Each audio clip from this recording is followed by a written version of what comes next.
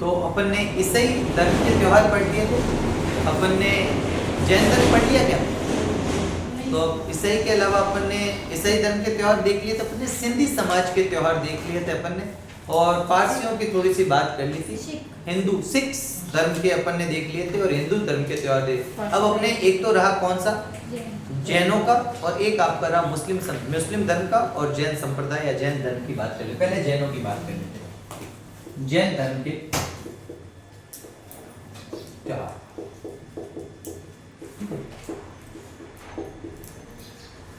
मोटे मोटे 5 से 6 त्योहार आपको याद रखने जैन धर्म के। सबसे पहला है ऋषभदेव जयंती। अपन इसके बारे में डिटेल में चर्चा कर चुके हैं जब अपन ने चैत्र माह पढ़ा है। ऋषभदेव जयंती, ऋषभदेव जयंती को आदिनाथ जयंती भी कहते हैं। आदिनाथ जयंती, ऋषभदेव जयंती बोल दो या आदिनाथ जयंती बोल दो। इनका जो ऋषभदेव जी का जन्म है, ये जैनों के प्रथम तीर्थंकर है। जैनों कैसे तीर्थंकर है? प्रथम तीर्थंकर है। जैन धर्म के संस्थापक भी है ऋषभदेव जी, जैनों के प्रथम तीर्थंकर है और जैन धर्म के क्या है, संस्थापक भी है। ठीक है। और इनको आदिनाथ जी के नाम से भी जाना जाता है, और इनका जो जन्म दिवस है उसी दिन इनकी जयंती मनाई जाती है। इनका जन्म दिवस कब आता है? वो आता है चैत्र माह के कृष्ण पक्ष, चैत्र कृष्ण नवमी। चैत्र महीने के कृष्ण पक्ष की नवमी को क्या मनाया जाता है? ऋषभदेव जी या आदिनाथ जी की जयंती। और इनका राजस्थान में जो प्रमुख मेला बढ़ता है, राजस्थान में इनके कई प्रमुख मंदिर है, लेकिन राजस्थान में इनका जो मेन मेला है वो है धुलेव में। ठीक है, धुलेव गांव। कौन सा गांव? धुलेव। पहले बता दिया मैंने आपको, धुलेव उदयपुर में इनका क्या पड़ता है? मेला पड़ता है। यहाँ से ही आज स्टार्ट कर लेते हैं। तो धुलेव उदयपुर में इनका क्या पड़ता है? मेला। पहले बता चुका हूँ आपको कौन सी नदी के किनारे बढ़ता है, तो कोयल नदी। कई कई पर कुंवारी नदी भी कहते हैं इसको, कोयल नदी या कुंवारी नदी के किनारे। ये भी बात आपको बताइए। या प्रसाद के रूप में भगवान का जो प्रसाद बांटा जाता है या जो भोग लगता है वो किसका लगता है? केसर का। भोग किसका लगता है? केसर का। इसलिए इनको अपन ने पढ़ा है, क्या कहते हैं? केसरिया जी भी कहते हैं। क्या कहते हैं? केसरिया जी भी। और यहाँ जो मूर्ति है वो संगमरमर की है, संगमरमर की काली मूर्ति है। कैसी मूर्ति है? काली। इस वजह से इन्हें काला जी भी कहते हैं। ठीक है। और किसकी केसर का प्रसाद लेकर भील झूठ नहीं बोलते? इनकी केसर का प्रसाद लेकर भील झूठ नहीं बोलते। क्या नहीं बोलते? भील जनजाति झूठ नहीं बोलती। तो यहाँ पर अपन भीलों की बात क्यों कर रहे हैं? बात तो जैन धर्म की थी, और फिर भीलों पे कैसे आ गए अपन? भील जनजाति के लोग झूठ नहीं बोलते, इसकी भी बात अपन कर लेते हैं। झूठ नहीं बोलते।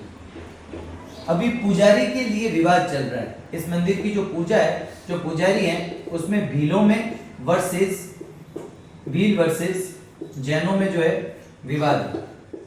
तो ये बात भी आपको याद रखनी है, ये कब बढ़ता है। तो जैनों का प्रथम जो त्योहार है या प्रथम जो जयंती है वो याद रखनी है ऋषभदेव जी की। ऋषभदेव जी को हम आदिनाथ जी, पहले भी मैं लिखवा चुका हूँ, सारी बात दोबारा लिख लें।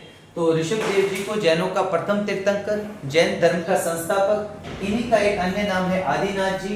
इनका जन्म दिवस, ये इनका जन्म दिवस है चैत्र कृष्ण नवमी। इसी दिन इनका मेला धुलेव गांव उदयपुर में पड़ता है, जहां इन्हें केसरिया जी और काला जी के नाम से भी पुकारा जाता है। काले संगमरमर की प्रतिमा होने के कारण काला जी, और भोग इनको केसर का लगता है, इसलिए क्या हो जाएगा? केसरिया जी। इनका प्रसाद यानी केसर का प्रसाद लेकर भील, यहाँ पर सबसे ज्यादा कौन सी जनजाति के लोग आते हैं? भील जनजाति के। भील जनजाति इनको, तो सवाल आ जाएगा कि कौन ऋषभदेव जी को काला जी या केसरिया जी कहकर पुकारते हैं? भील जनजाति। और इनका केसर पीकर झूठ नहीं बोलते।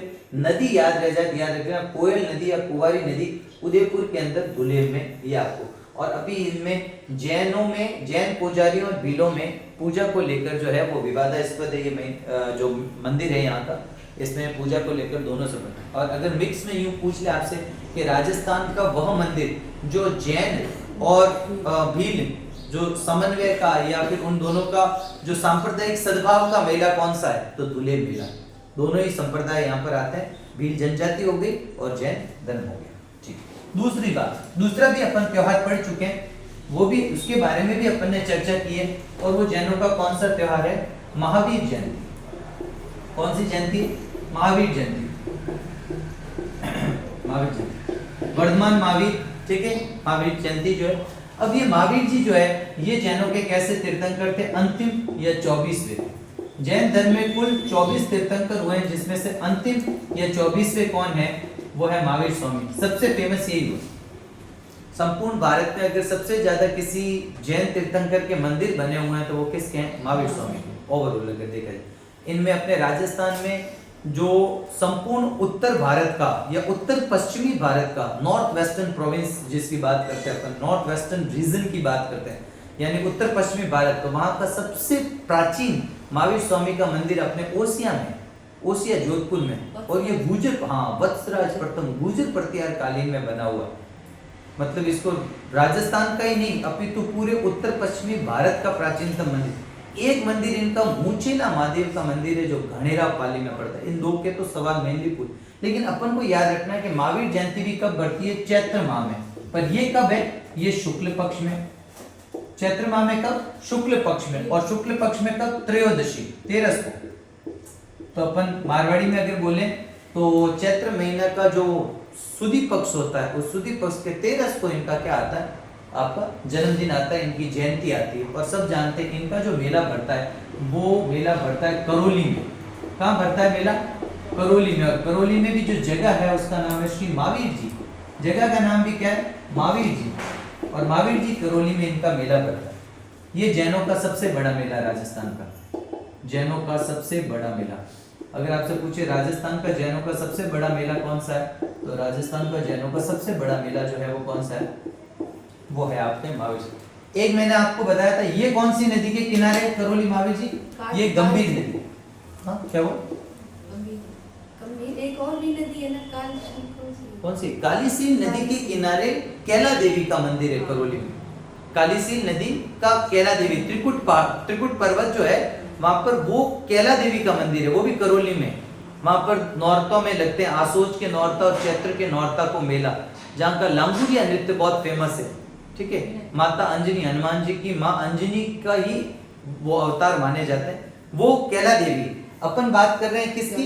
अपन महावीर जयंती की बात कर रहे हैं। करौली श्री महावीर जी गंभीर नदी के किनारे। गंभीर अलग है और गंभीरी अलग है। गंभीरी नदी चित्तौड़गढ़ के अंदर, बेड़च और गंभीरी के संगम पर चित्तौड़गढ़ दुर्ग बना। गंभीर नदी करौली में, दोनों अलग अलग है, ध्यान से। ठीक है, तो ये जैनों का सबसे बड़ा मेला, एक तो ये बात याद रखिए। एक यहाँ की रथ यात्रा प्रसिद्ध है। सवाल पूछ लेगा आपसे कि कहाँ की रथ यात्रा बहुत फेमस है, तो करौली के महावीर जी की रथ यात्रा फेमस है। जहाँ पर मैंने आपको बताया था, यहाँ कंधा कौन देता है रथ यात्रा को? वहां का जो स्थानीय प्रशासनिक अधिकारी होता है, एडमिनिस्ट्रेटिव ऑफिसर, जो लोकल एडमिनिस्ट्रेटिव ऑफिसर होगा ना, एडमिनिस्ट्रेटिव ऑफिसर, वो यहाँ पर क्या देगा? एडमिनिस्ट्रेटिव ऑफिसर, स्थानीय प्रशासनिक अधिकारी जो होगा वो क्या देता है? कंधा देता है। और आप जानते हो कि एडमिनिस्ट्रेटिव ऑफिसर यानी कि जो एसडीएम होता है ना, सब डिविजनल मजिस्ट्रेट, या एसडीओ, सब डिविजनल ऑफिसर, वो यहाँ पर क्या देते हैं? तो बड़ी बात है, रथ यात्रा फेमस है। दोबारा सुन लेना, जैन धर्म के 24वें तीर्थंकर या जैन धर्म के अंतिम तीर्थंकर महावीर स्वामी। मोस्टली 3 तीर्थंकर के बारे में पूछा जाता है। प्रथम आदिनाथ जी जो फर्स्ट हैं, और आदिनाथ जी को ऋषभ देव जी भी कहते हैं। और दूसरे अपने 23वें तीर्थंकर है पार्श्वनाथ जी। ठीक है, पार्श्वनाथ जी का भी आपको याद, पार्श्वनाथ जी जयंती मैंने आपको बताई थी जब आपको मैंने कौन सा महीना पढ़ाया था? पोष माह। पोष माह के कृष्ण दशमी और एकादशी दोनों दिन मेला बढ़ता है नाकोड़ा जी के में। जयंती तो दशमी को आती है, लेकिन जो मेला नाकोड़ा जी वाला होता है वो दशमी और एकादशी को, बड़ा मेला एकादशी को पड़ता है। नाकोड़ा तीर्थ, मेवा नगर, मालोत्रा, बाड़मेर, तो वो 23वें 22वें नेमिनाथ। लेकिन अपन को 23वां 24वां तो याद रखना है जो पूछा जाता है, और 24वें यानी अंतिम 24 टोटल तीर्थंकर हो, ये बात आप याद रखें। अगली जो बात आती है वो कौन सी है? अगली बात कौन सी है यहाँ पर? जैनों का और जो त्योहार आता है वो आता है, मैंने आपको ये भी पढ़ाया है, कौन बताएगा? देखते हैं, रोट तीज। रोट तीज याद आ रहा है? कौन सा महीना? भाद्रपद माह। भाद्रपद माह के शुक्ल पक्ष को हरताली का तीज आती है, उसी को रोट या रोटू तीज भी कहते हैं। मैंने भाद्रपद महीने में 2 तीज बताई थी। कृष्ण पक्ष को तो बड़ी तीज, बूढ़ी तीज, कजली तीज, सातुड़ी तीज, भादवी तीज, जबकि शुक्ल पक्ष में आती है हरताली का तीज। एक हरियाली तीज अलग है, एक हरताली का तीज अलग है। हरताली का तीज भाद्रपद माह के शुक्ल पक्ष के तृतीया को आती है। और उसी दिन कौन सी है? जैनों की कौन सी तीज है? वो आपकी रोट तीज। जैन उसको क्या, तो इसमें क्या करते हैं? कब आएगी? भाद्रपद माह। कौन सा महीना? भाद्रपद, और भाद्रपद के शुक्ल पक्ष यानी उज्ज्वला पक्ष और शुक्ल पक्ष की तृतीया को। इस दिन क्या विशेष है? इस दिन जो होते हैं वो जैन धर्म में, इस दिन लोग क्या करते हैं, जो जैनी लोग होते हैं ना, वो क्या करते हैं, वो इस दिन एक तो खीर बनाते हैं और एक मिश्री रोटी, आपने मीठी रोटी जिसको कहते हैं, मीठी रोटी बनाते हैं, मीठी रोटी। तो कौन से दिन, इसीलिए इसको रोट तीज भी कहते हैं। तो खीर व मीठी रोटी यानी मिश्री रोटी, मिश्री से निर्मित रोटी जो है उसका सेवन करते हैं जैन धर्म में। तो सवाल पूछा जा सकता है कि कौन से दिन करते हैं? भाद्रपद शुक्ल तृतीया यानी रोट तीज के दिन। ये भी जैनों का एक त्योहार। अगली बात आती है सर दशमी, इसको कहते हैं सुगंध दशमी। कौन सी दशमी? सुगंध दशमी। सुगंध दशमी को धूप दशमी भी कहा जाता है। ये कब आती है? तेजा दशमी के दिन। मैंने आपको कब आती है तेजा दशमी? भाद्रपद। देखो ऐसे हिंदू त्योहार और इनको जोड़ के याद रखोगे तब याद रहेंगे। तो आपको याद रखना है, जिस दिन हरतालिका तीज है उसी दिन जैनों की रोट तीज है। जिस दिन हिंदुओं में जो है आपका तेजा दशमी, खेजड़ली का मेला और जो जांगीर समाज है उनका विश्वकर्मा जयंती आती है, उसी दिन जैनों में क्या आती है? सुगंध दशमी। सुगंध दशमी या धूप। इस दिन क्या होता है कि जो मंदिर होते हैं उनकी पहले जैनों मंदिरों की सफाई की जाती है और उन जैन मंदिरों की सफाई करके उसमें एक सुगंधित पदार्थ होता है, उसका छिड़काव किया जाता है और सुगंधित पदार्थ को उस धूप पे डालकर पूरी जगह घुमाया जाता है। तो वो धूप भी हो गया और सुगंध दशमी भी हो गई। तो क्या किया जाता है, जो जैन मंदिर है ना, जैन मंदिरों में क्या करते हैं? पहले तो सफाई करते हैं, ठीक है, सफाई करते हैं और फिर क्या करते हैं? सुगंधित पदार्थ का छिड़काव करते हैं। सुगंधित जो पदार्थ है, ठीक है, सुगंधित पदार्थ जो है उसका क्या करते हैं? छिड़काव करते हैं। तो किस दिन? ये भी ऐसे डायरेक्टली पूछ सकते हैं आपको कि जैन मंदिरों में किस दिन सुगंधित पदार्थ का छिड़काव करते हैं सफाई करने के बाद, या धूप को घुमाते हैं, सुगंधित धूप। तो आपको याद रखना सुगंध दशमी या धूप दशमी कब आती है? ये आती है भाद्रपद महीने में, भाद्रपद माह के शुक्ल पक्ष की दशमी। दशमी से क्लियर हो रहा है कि दशमी को आएगी। 4 पढ़े, 2 चैत्र में पढ़े अपन ने, 2 भाद्रपद में। चैत्र के कृष्ण पक्ष की नवमी को तो अपने ऋषभदेव जयंती, चैत्र के शुक्ल पक्ष की त्रयोदशी को महावीर जयंती, भाद्रपद के शुक्ल पक्ष की तृतीया को तो आपकी रोट तीज और भाद्रपद के शुक्ल पक्ष की दशमी को आपके सुगंध दशमी या धूप दशमी। एक आता है अष्टारिका, अष्टारिका पर्व। अष्टारिका पर्व कौन सा पर्व है आपका? अष्टारिका।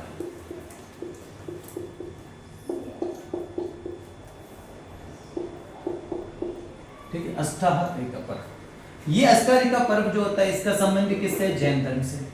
और ये पर्व किसी दिन विशेष को नहीं आता बल्कि प्रति 4 माह में एक बार, प्रति 4 माह में एक बार। अब सवाल में पूछ लिया जाएगा आपसे कि किससे संबंध है? जैन धर्म से। अपन जैन धर्म की बात करें तो अष्टारिका पर्व जो है वो जैन धर्म से संबंधित है और प्रति 4 माह में जो है वो एक बार आता है ये। अब कौन कौन से 4 महीने वो आपसे ऑप्शन में पूछ लेगा, तो आपको स्टार्टिंग से याद रखना है। जो अपने हिंदू धर्म के जो 12 महीने उसको आपको मैं इधर लिख दूं तो शुरुआत से आप देखो। वैसे यहां तो पहले बता देता हूं कौन से 4 महीने। चैत्र, आषाढ़, कार्तिक, हर 4 महीने के गैप में, और फाल्गुन।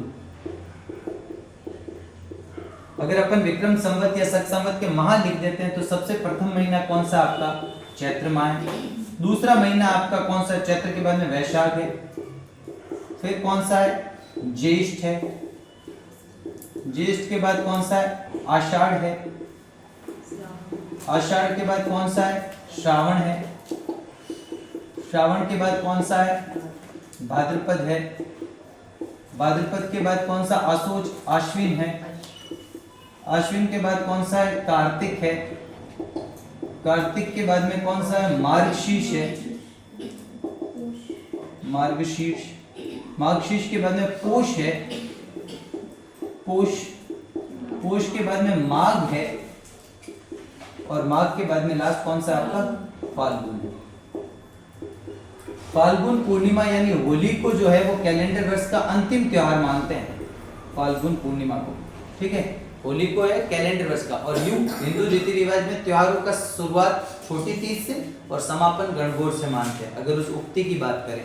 और अगर ये ओवरऑल मंथ के हिसाब से देखें तो फाल्गुन पूर्णिमा को जो होली है वो कैलेंडर वर्ष का अंतिम त्योहार माना जाता है। कैलेंडर वर्ष का प्रथम माह है चैत्र, कैलेंडर वर्ष का अंतिम माह कौन सा? तो अब आप मुझे बताओ, चैत्र महीना पहला, फिर चौथा महीना आषाढ़, फिर वापस 8वां कौन सा आ गया? कार्तिक, और फिर आपका 12वां कौन सा? फाल्गुन। तो चैत्र, आषाढ़, कार्तिक और फाल्गुन, इन 4 महीनों में जैन लोग क्या करते हैं? भजन करते हैं, कीर्तन करते हैं, उपवास रखते हैं, अपने तीर्थंकरों को याद करते हैं और व्रत करते हैं। ठीक है, ये सब करते हैं। तो इसे क्या कहते हैं? इसे कहते हैं अष्टारिका पर्व। सवाल पूछा जाएगा अष्टारिका पर्व का संबंध किससे है? अष्टारिका पर्व का संबंध किससे? जैनों से। और जैन धर्म के अंदर प्रति 4 माह के अंदर एक बार अष्टारिका पर्व मनाया जाता है, जिसमें वो अपने देवताओं को याद करते हैं, जो अपने तीर्थंकर है उन्हें याद। हालांकि इनमें मूर्ति पूजा का प्रचलन नहीं था। जैन धर्म में 2 अपन पंथ देखेंगे, एक श्वेतांबर, एक दिगंबर, 2 मत चलते हैं इसमें। ठीक है, उसकी चर्चा करेंगे। ठीक, ये याद रखिए। अब अगली जो बात आती है, ये चौथा, अगली जो बात आती है वो आपका कौन सा है? 6ठे नंबर पर जो है उसको क्या कहते हैं? उसको कहते हैं 10 लक्षण पर्व। क्या कहते हैं? 10 लक्षण पर्व। ये 10 लक्षण पर्व किसी व्यक्ति विशेष से संबंधित नहीं है। व्यक्ति विशेष से संबंधित नहीं है, कोई व्यक्ति विशेष से संबंधित नहीं है, बल्कि किससे संबंधित है? ये आत्मिक गुणों से, अच्छे गुणों से, आत्मा के जो गुण हैं आत्मिक गुणों से संबंधित है। तो ये व्यक्ति विशेष से संबंधित नहीं है, बल्कि आत्मिक गुणों से संबंधित है। इसका संबंध किससे? आत्मिक गुणों से। इसका संबंध किससे? आत्मिक गुणों से। अब ये 10 लक्षण पर्व 3 महीनों में मनाए जाते हैं। कौन कौन सा?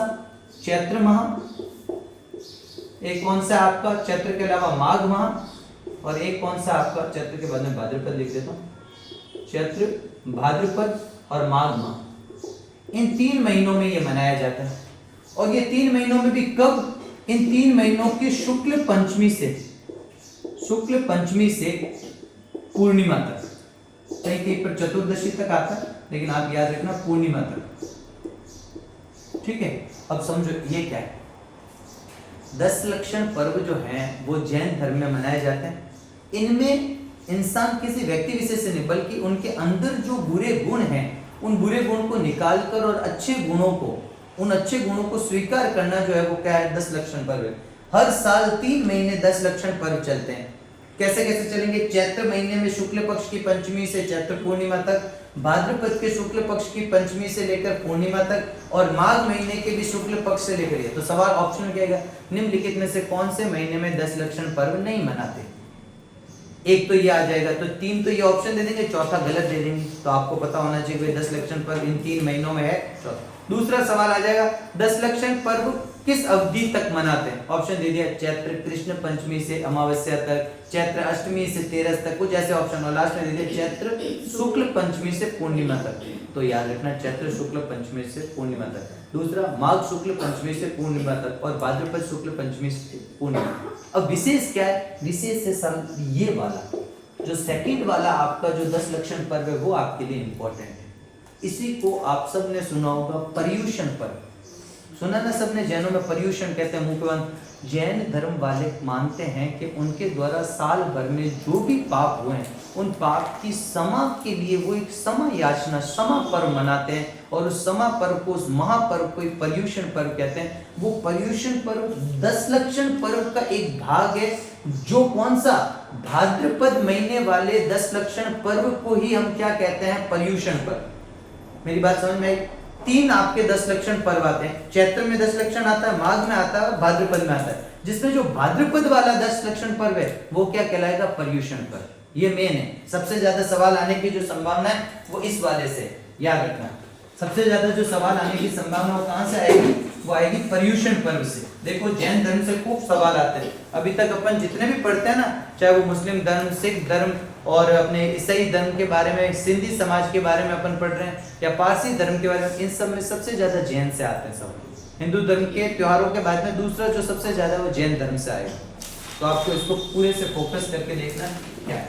7वां जो बात आती है वो आता है पर्युषण पर्व।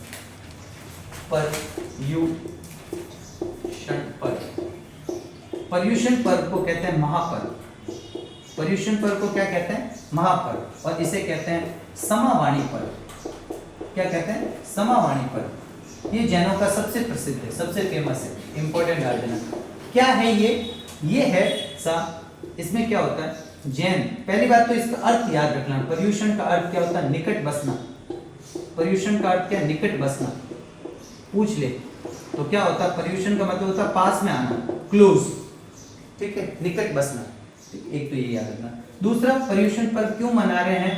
पापों की क्षमा है। जो भी गलती, जाने अनजाने में जो भी पाप हुए वो पापों की क्षमा है। तो कौन सा पर्व मना रहे हैं? पर्युषण। किसमें? जैन धर्म में। जैन धर्म में जाने अनजाने, अपन ने माहेश्वरी समाज में देखा था, जाने अनजाने में हुई गलतियों के लिए कौन सा पर्व मनाते थे? ऋषिपंच। अपन ने हिंदुओं में देखा था कि जाने अनजाने में हुई गलतियों के लिए कौन सी एकादशी को व्रत करते हैं?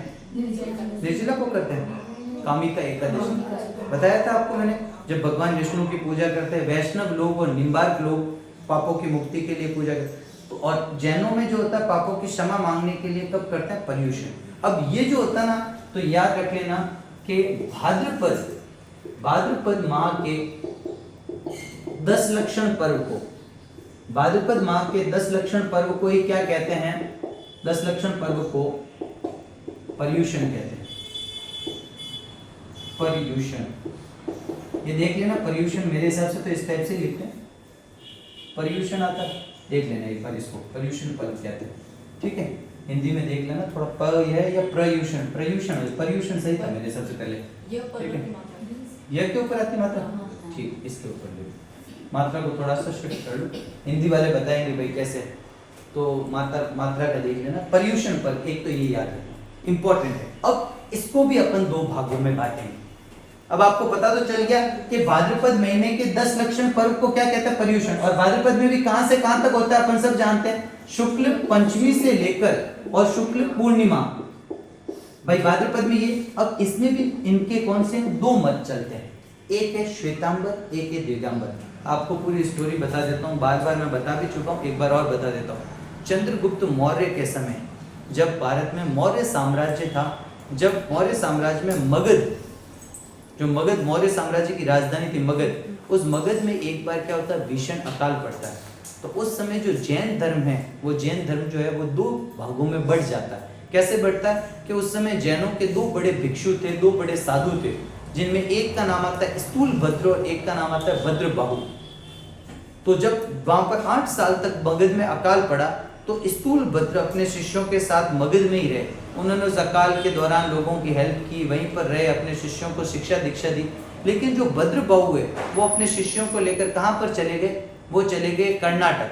कर्नाटक में एक स्थान है श्रवणबेलगोला, याद रहेगा, वहां पर इनको लेकर। तो बाद में जब वो वापस आए ना, तब उन शिष्यों के बीच में टकराव हो गया कि जब मेन जो अकाल का टाइम था वो तो हमने भुगता, अब आप वापस आ गए। तो वो जैन धर्म उस समय 2 शाखाओं में बढ़ गया। जो भद्रबाहु के शिष्य हुए वो तो क्या कहलाए? दिगंबर। और जो स्थूल भद्र के जो मगध में ही रुके, तो वो क्या कहलाए? श्वेतांबर। श्वेतांबर वो जैन होते हैं जो कैसे श्वेत वस्त्र धारण करते हैं। दिगंबर वो होते हैं जो नग्न घूमते हैं। राजस्थान की बात करें तो यहाँ पर श्वेतांबर संप्रदाय का थोड़ा, ओवरऑल भारत में भी श्वेतांबर का थोड़ा ज्यादा है, लेकिन दिगंबर के भी हैं, अपने को याद रखना। शायद मेरे हिसाब से, मुझे एग्जैक्टली याद नहीं, कुंतुनाथ जी जो है उनका शायद मंदिर है वो अजमेर के आसपास में, वो शायद दिगंबर का एक मंदिर है जो पूछा जाता है, ठीक है। अपन ने, आपको पता हो तो, जब पार्श्वनाथ मंदिर की बात करी थी, कौन सा आपका नाकुड़ा जी वाला मत कहिए आप, अपने बिजुलिया जो शिलालेख है ना, बिजुलिया शिलालेख पार्श्वनाथ मंदिर में लगा हुआ है 1170 का भीलवाड़ा में। वो एक्चुअल में एक दिगंबर लेख है जिसको लिखाया था लोलाक ने। उस मंदिर के अंदर वो जो लेख लिखवाया था ना, श्रावक लोलाक, वो दिगंबर लेख है। एक एग्जाम में पूछा गया था कि बिजुलिया शिलालेख वास्तव में क्या है, तो वो जैनों के दिगंबर मत का एक क्या है आपका लेख है, याद है। तो चलिए ये बात अपन कर लेते हैं। अब अपन इसको थोड़ा सा डिटेल में यहाँ पर पढ़ लेते हैं। पहला आपका हो जाएगा कौन सा? श्वेतांबर। ध्यान से सुनना, पहला कौन सा है? श्वेतांबर। तो इसके दोनों भाग हो गए। ओवरऑल तो अपन ने देख लिया कि पर्युषण पर्व कब मनाया जाएगा? भाद्रपद महीने के शुक्ल पक्ष की पंचमी से पूर्णिमा तक। अब श्वेतांबर मत इसको कब से कब तक मनाता है? श्वेतांबर मनाता है भाद्रपद भाद्रपद कृष्ण द्वादशी से पंचमी तक। याद रख लेना, भाद्रपद कृष्ण द्वादशी का मतलब क्या होता है? बच बारस।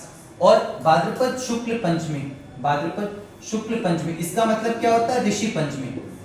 भाई ऐसे याद करोगे तब याद रहेगा आपको, इससे 2-3 चीजें साथ में तैयार होगी आपकी। भाद्रपद कृष्ण पक्ष की अपने द्वादशी का मतलब बच बारस, ठीक है। और भाद्रपद शुक्ल पंचमी मतलब क्या? ऋषि। मतलब श्वेतांबर वाले तो बच बारस से लेकर ऋषि पंचमी तक कौन सा पर्व मनाते हैं? पर्युषण पर्व। ये पर्युषण पर्व मनाते हैं, ठीक है, पर्युषण पर्व। और ये पर्युषण पर्व लगभग 8 दिन तक तो क्या करते हैं? पूजा पाठ करते हैं, भगवान को अपने पापों की क्या मानते हैं? क्षमा मांगते हैं। और अंतिम जो दिन होता है, अंतिम दिन, जो अंतिम दिन इसका कब आता है? अंतिम दिन आता है भाद्रपद शुक्ल पंचमी को। और अंतिम दिन ये जो मेन पर्व मनाते हैं उसको कहते हैं संवत्सरी, संवत्सरी पर्व। और ये संवत्सरी पर्व को ये क्या कहते हैं? अपना क्षमा याचना पर्व कहते हैं। आपको भी बिल्कुल क्लियर हो जाएगा, एक बार आप लिख लें। ये तो होगी आपके कौन से? श्वेतांबर की, यानी बच बारस से लेकर, अब आपको बच बारस पता होनी चाहिए कब आती है? भाद्रपद कृष्ण द्वादशी से लेकर भाद्रपद शुक्ल पंचमी तक ये अपना पर्युषण।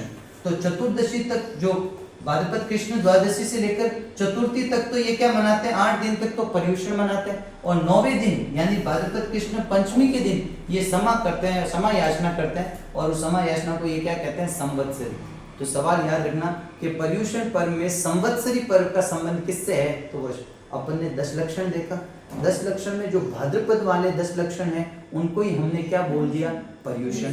पर्युषण को ही हमने महापर्व बोल दिया, पर्युषण को ही हमने समापर्व बोल दिया। और पर्युषण में भी जो श्वेतांबर जिस दिन अंतिम दिन क्षमा मांगते हैं उसको वो कहते हैं संवत्सरी पर्व। क्लियर है? दूसरा आता है आपका दिगंबर, दूसरा आता है दिगंबर मत। दिगंबर मत जिस दिन ये छोड़ते हैं तो वो पकड़ते हैं, ये कहते हैं भाद्रपद शुक्ल पंचमी यानी ऋषि पंचमी से लेकर, भाद्रपद शुक्ल पंचमी यानी ऋषि पंचमी से लेकर और भाद्रपद पूर्णिमा तक। भाद्रपद पूर्णिमा तक, कहीं कहीं पर चतुर्दशी आता है लेकिन आप पूर्णिमा याद है। मतलब दिगंबर वाले अपना पर्युषण कब मनाते हैं? ऋषि पंचमी से लेकर और श्राद्ध की शुरुआत तक। अपना भाद्रपद पूर्णिमा मतलब श्राद्ध की शुरुआत, मैं आपको हिंदी के साथ कनेक्ट करके बता रहा हूँ, अपने हिंदू त्योहारों के साथ। तो ऋषि पंचमी से लेकर और आपका श्राद्ध पक्ष की शुरुआत तक कौन मना रहे हैं? वो मना रहे दिगंबर। ये जो इनका लास्ट दिन होता है ना, ये मनाते हैं अंतिम दिन। इनका अंतिम दिन कब आता है? इनका अंतिम दिन अगला महीना। अगला महीना कौन सा आएगा? आश्विन। और आश्विन का जो पहला दिन होगा वो क्या होगा? आश्विन कृष्ण एकम। और आश्विन कृष्ण एकम को ये भी अपना क्षमा याचना पर्व मनाते हैं। और ये याद रखना, इसको कहते हैं पड़वा धूक। क्या कहते हैं? पड़वा धूक। पड़वा धूक जो है यानी ये किसका क्षमा याचना पर्व है? ये है सर दिगंबर संप्रदाय का, सॉरी दिगंबर मत का क्या है? ये दिगंबर मत का क्षमा याचना पर्व। दोबारा अपन रिकनेक्ट कर लेंगे, एक बार आप लिख लो इतनी बातें। सुनो तो सही, मेरी बात तो सुनो। ये यहाँ से यहाँ तक 8 दिन तक देखो, आप गिनो। पंचमी से शुरू होना, पंचमी उन्नत करके एक पंचमी, षष्ठी, सप्तमी, अष्टमी, नवमी, दशमी, एकादशी, द्वादशी, सॉरी अपन पंचमी से स्टार्ट किया ना, 1 6 7 8 9 10 11 12, ठीक है। ये जो है ना, ये भाद्रपद पूर्णिमा को नहीं मनाते, ये अपना समय याचना, मतलब ये जो है ना, अब ये समझो कि ये भाद्रपद पूर्णिमा या कई बार क्या होता है भाद्रपद, मैंने बताया ना कई जगह चतुर्दशी भी मिलता है, तो ये अपना समय याचना पर्व अगले दिन मनाते हैं, मतलब पूर्णिमा को छोड़कर अगले दिन मनाते हैं। यानी इनका पर्व याद रखना कब है? आश्विन कृष्ण एकम को आता है, लेकिन ये चलेगा यहीं तक, भाद्रपद शुक्ल पंचमी से लेकर और भाद्रपद पूर्णिमा तक जो है वो किसका चलेगा? वो चलेगा दिगंबर का। और भाद्रपद कृष्ण द्वादशी से लेकर भाद्रपद शुक्ल पंचमी तक किसका चलेगा? याद रखना, इनका समय याचना यही मेन है, याद रखने लायक के। पड़वा दो किसका समय याचना पर्व है? तो जैन धर्म में दिगंबर मत का, और ये तो आपका हो जाएगा पड़वा दो। और श्वेतांबर मत का जो समय याचना पर्व है उसको संवत्सरी, दोनों की डेट याद रखना। इसका संवत्सरी पर्व तो जो आता है वो आता है ऋषि पंचमी को, इसका संवत्सरी पर्व जो आता है वो आता है आश्विन कृष्ण एकम को। इसके संवत्सरी पर्व को क्या कहते हैं? पड़वा धूप कहते हैं, और इनका कहलाता है ये। दोनों का एक पर्व जो है समय याचना। ध्यान से वापस रिवाइज करते हैं। जैन धर्म की बात करें, जैन धर्म के 24 तीर्थंकर, संस्थापक है आदिनाथ जी, ऋषभदेव जी। प्रथम त्योहार अपन ने पढ़ा ऋषभदेव जयंती, उसी को आदिनाथ जयंती बोलते हैं। इनका मेन मेला जो बढ़ता है वो बढ़ता है भाद्रपद कृष्ण नवमी को। कहाँ पर बढ़ता है? यही इनका जन्म दिवस धुले उदयपुर में बढ़ता है। कौन सी नदी? कोयल नदी या कुंवारी नदी के किनारे। क्या विशेष है? भील जनजाति इनको काला जी या केसरिया जी के रूप में पूजती है। केसर का यहाँ पर भोग लगता है इनको, और भील जनजाति के लोग केसर, इनकी केसर पीकर उनकी झूठी कसम नहीं खाते, मतलब झूठ नहीं बोलते। इनकी केसर लेकर हाथ में और फिर वो झूठ नहीं बोलते हैं, ये भी अपन को बात पता लगी। फिर पुजारी में किस किस के बीच में विवाद है? भील जनजाति और जैन धर्म के पुजारियों के बीच में विवाद है। और अगर ये पूछे कि किस सांप्रदायिक वो क्या कहते हैं एकता का प्रतीक है या सद्भाव का, तो दो संप्रदाय का मंदिर है ये सम्मिलित में, वो कौन सा? एक तो जैन धर्म का और एक भील जनजाति का। दूसरा अपन ने बात करी कौन सी? महावीर जयंती, जैनों के अंतिम वो 24 तीर्थंकर। भाद्रपद महीना आता है, और सॉरी चैत्र महीना आता है, और चैत्र महीने के शुक्ल त्रयोदशी को कौन सी जयंती आती है? मेला कहाँ भरेगा? करौली के श्री महावीर जी में। कौन सी नदी? गंभीर नदी के किनारे। क्या फेमस है सर? रथ यात्रा। रथ यात्रा विशेष क्यों है? क्योंकि एसडीएम आकर वहाँ रथ यात्रा को कंधा देता है थोड़े समय के लिए, तो रथ यात्रा जो है वो महावीर जी की फेमस है, ये भी याद रह जाएगा। ये जैनों का राजस्थान का सबसे बड़ा मेला, ये याद रखना। अगला अपन ने बात करी थी कौन सी? रोट तीज। ये खीर और मिश्री रोटी बनाते हैं, किस दिन बनाते हैं? भाद्रपद महीने में शुक्ल पक्ष की तृतीया, यानी हिंदू धर्म के अनुसार हरतालिका तृतीया को, हरतालिका तीज को, ठीक है। फिर बात आता है सुगंध दशमी। सुगंध दशमी को धूप दशमी भी कहते हैं। भाद्रपद शुक्ल दशमी को इस दिन मंदिरों की साफ सफाई कर सुगंधित पदार्थ छिड़क दिया जाता है, धूप को घुमाया जाता है ताकि मंदिर जो है वो क्या हो? सुगंधित हो, जैन धर्म से संबंधित। अष्टारिका पर्व, साल में हर चौथे महीने पर 4 महीने छोड़ के, यानी कि पहला कौन सा? चैत्र, फिर आषाढ़, फिर चैत्र के बाद में आषाढ़, फिर कार्तिक और लास्ट फाल्गुन। चौथा, आठवां, अपने पहला, चौथा, आठवां, 12वां, इन 4 महीनों में ये क्या करते हैं? भजन करते हैं, कीर्तन, उपवास, व्रत इत्यादि करते हैं। तो जैन धर्म में ये भी प्रचलन है। अगली बात अपन ने कौन सी करी? अपन ने पढ़ लिया आपका कौन सा? 10 लक्षण पर्व। 10 लक्षण पर्व जो होता है वो 3 महीने मनाया जाता है। कौन कौन सा? चैत्र माह के अंदर, दूसरा आपका कौन सा हो जाएगा? भाद्रपद माह, और एक माघ माह। कब? अब देखो कई जगह मैं आपको अभी बता दूं, कई जगह शुक्ल पंचमी से चतुर्दशी तक मिलेगा, लेकिन आप याद रखना शुक्ल पंचमी से लेकर पूर्णिमा तक पड़ता। इनमें भी जो 10 लक्षण में जो मेन कौन सा है? भाद्रपद वाला 10 लक्षण पर्व, उसी को ही क्या कहा जाता है? पर्युषण पर्व। पर्युषण इनका सबसे बड़ा पर्व है, इसे महापर्व भी कहते हैं, इसे समा पर्व भी कहते हैं। यानी जैन धर्म में अपने जाने अनजाने में हुई गलतियों की माफी के लिए पर्युषण पर्व मनाया जाता है। और जो भाद्रपद वाला पर्युषण पर्व है, वो भाद्रपद वाला 10 लक्षण पर्व है, वही पर्युषण कहलाता है। इसमें भी 2 शाखा है, एक आपके श्वेतांबर शाखा, एक दिन। श्वेतांबर वाले तो भाद्रपद कृष्ण द्वादशी से शुक्ल पंचमी तक मनाते हैं, और लास्ट दिन पंचमी के दिन वो अपना समा याचना पर्व मनाते हैं, जिसको संवत्सरी पर्व कहते हैं। दिगंबर वाले जो होते हैं वो शुक्ल पंचमी, भाद्रपद शुक्ल पंचमी से पूर्णिमा तक मनाते हैं, और लास्ट दिन यानी आश्विन शुक्ल एकम को वो क्या मनाते हैं? समा याचना, जिसको क्या कहते हैं? पड़वा धूप कहते हैं। इंपॉर्टेंट याद है, इस पर एक बार